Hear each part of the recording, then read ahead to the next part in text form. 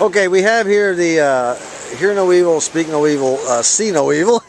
What is your first name? Neil, N-E-A-L. N-E-A-L, and your call sign is KC5 BBC. So you're a British, you're a British a ham, right? And your first name? Jimmy. Jimmy, and of course we have Roger, which you have seen before. How long have you been a ham? Oh, I can't remember. Probably early 90s. Wow, that's a long time. And yourself? I've been. He's been longer. I've been a ham since '87. 87. And Roger, he's already been interviewed the first time. 16, 17 15, years. 16 years. 17 years, yeah. Okay. And they're all here. They're all members of the club, the Faulkner County Amateur Radio Club. And do you come out and participate in the field day every year? Been time or two. Okay, now do you all transmit, or you just sort of, you know, camaraderie type thing? Yeah, we transmit, talk on 10 meters and 20 meters. Okay. And 2 meters. Do you have radio set up, or are you be doing mobile, or how's that work? No, I'm just visiting here today. Oh, you're just visiting today? I have equipment at home. Oh, okay. Are you going to participate from the house? Oh, okay. I had asked about that earlier, if anybody could do that. And it's a little bit too hot to be out here, and it's terrible. It's already hot. My clothes are soaked. These guys are pretty brave to be out here. They are. Poor old Frankie, he's over there. His clothes are soaked. All right. Well, thanks a lot, guys. Okay, here we have club member Roger, and we're at his personal pickup truck. And while I'm here at field day, I thought I'd ask him about his mobile antenna. And what kind of antenna is this, Roger? It's a Tar Heel. A Tar Heel. And that's the brand name, Tar Heel. It's a. And what freak is this? It'll run. It'll tune from. This particular one will tune from 75 meter down to 10 meter. 75 to 10. Yeah. And I imagine you have your radio in your truck all the time, right? Now this is just, man, this is a big old bracket. So you obviously did you put this on yourself, or you have it installed? I did. And you know, what do these things cost? About? Oh, give or take $400. $400. You ever have any difficulty with it? Yeah, I had a little bit with the mount. Connections down here. Well, they corrode a little bit. On me, but I finally cured that. What about corrosion in the rain and all that? Any problems with that? They stay pretty good. How long has this thing been on your pickup? Oh, I've had this at least 2 years. 2 years? Maybe 2.5 years. 2.5 years. I picked this up at local, well not local, but up at Russellville, Arkansas. Yeah. They have a ham fest up there. Yeah, I've been to that first one. of the year, first part of the year. I'll tell you what, I was up there, there wasn't much last time I was there. It gets smaller and smaller. You know, I was kind of disappointed, actually. I wound up going to Fort Smith, and okay. Man had this sitting there by his table, and he had a price on it of, I think it was $200, just over $200. Was it sold? Was it new or used? Used. Used? It was used. Well, that's good. It works fine, though. huh? Well, good for you. All right, thanks a lot. Okay, here we have club member Eric, and he brought something along to field day today that it just captured my interest entirely.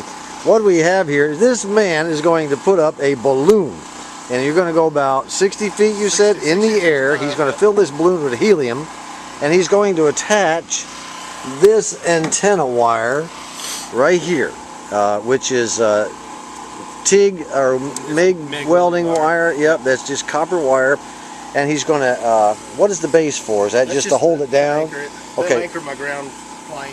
Okay, so you still need a ground plane, ground wires and stuff like that. You're going to extend ground wires out. Yep. Okay, and just like they did up here with this vertical. Okay, and then he's going to fill. Let me see the balloon here.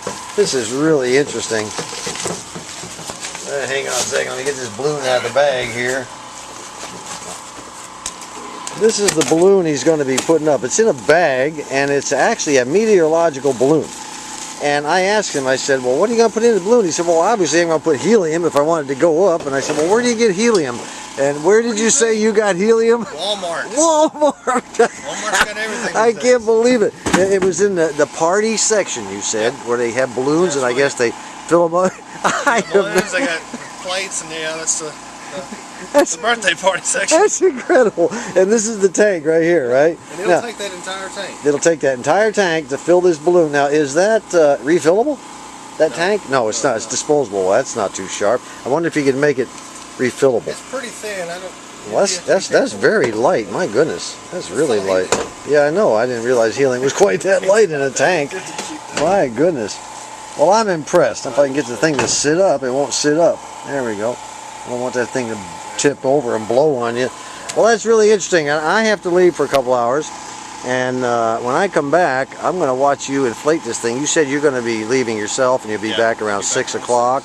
Okay, I'll make sure I'm here when you do that. Thanks a lot, Eric. I appreciate it. This is going to be an interesting thing. That's what field day's all about. That's right. Well, here's the boom truck that came in and raised that beam antenna. It's up there pretty far. That looks pretty slick there. Now I think what we'll do is go inside this MEMS trailer, which they loan the club once a year during field day, to set up a radio inside. It's a little bit air conditioned in there. You can hear a generator running in the background there that powers it.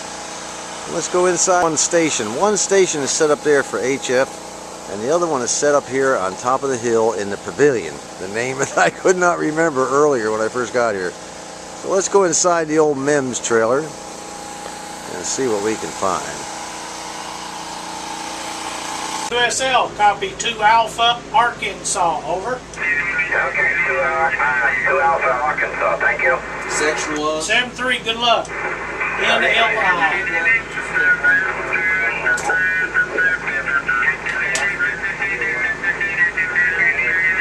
How we doing?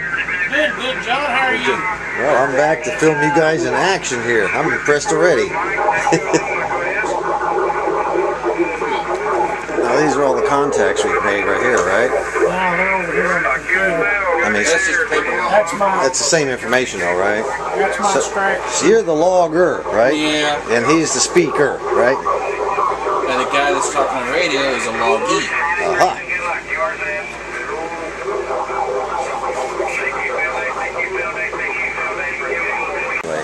Okay, here we are. We just came out of the MEMS trailer, and this is the second setup inside the pavilion I was telling you about. They put it inside of a kind of an awning tent-like thing. And we have here, what is your first name again? Brian. Brian and? Marlene. Marlene. What we have here is a husband and wife team, and they are manning this, I assume this is a Kenwood. Is that, yeah, this Kenwood unit here, and they've made 79 contacts, you said? And the whole rig is being powered by this battery underneath the table, and Brian says it'll last all weekend.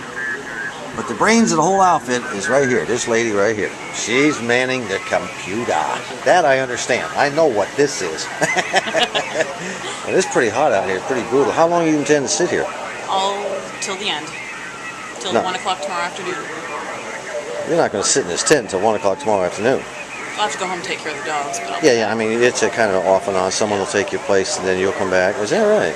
And did you like jump up and say, "Do this to me," and or you just you know treat me badly, put me in front of a computer in this hot heat? Fun. It's fun. Something about it. Have you ever done it before? Yes. And you've done it before? Okay. How many of these field days have you two participated in as husband and wife? 4 or 5. Yeah. Well, that's interesting. I've never seen it at club meetings, I don't think. Not club meetings, but the Friday barbecue get-togethers. Have Usually you been there? working, so. Yeah. I work second shift, so I'm able to sneak in there before I have to leave and go, you know. Well, this is great. And now this is a Kenwood what? It's a Kenwood TS430. TS430, and this was made approximately when? About the early 80s. Early 80s. And this unit right here next to it is an antenna tuner, you said, right? Is this your personal radio or is this a club radio? This is your personal radio. Okay. And this voltmeter is just used, is that even plugged up? It's not plugged in right now. Okay. I'll check it a little later when the battery's... Yeah, so you use it to check on the condition of the battery. Is that what you do? Yeah. Okay. All right. Well, that's cool. Well, thanks a lot. Cool beans.